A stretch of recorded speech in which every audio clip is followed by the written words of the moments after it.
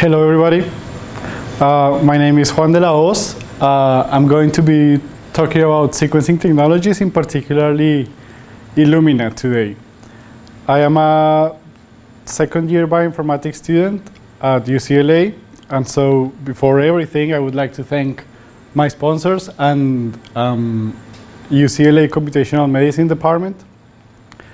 And so going into the topic, I was told to start at the beginning. And so I kept thinking, what is the beginning?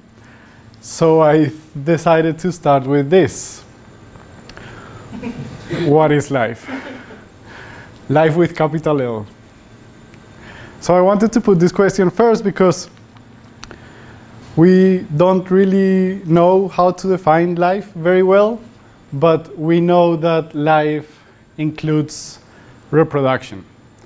So reproduction, in its most, in the smallest shape, it's cell division. And for cell division to take place, there has to be DNA replication.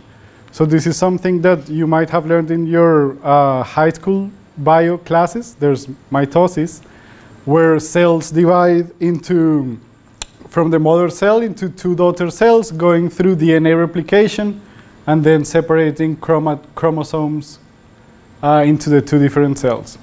And that cycle goes on, and that's how life reproduces.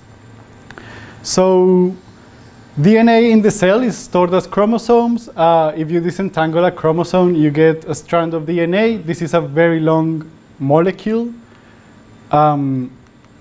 And so the strategy that the cell has to replicate the DNA involves separating this double strand and using this DNA polymerase, which polymerase comes from enzyme that creates a polymer. DNA is a polymer made of smaller monomers that are these free nucleotides.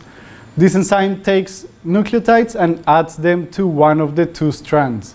So interesting thing about DNA that you already know is that it has two strands which are complementary. So if you know the one side, polymerase can add nucleotides to the other side, and it's going to be identical to the original DNA.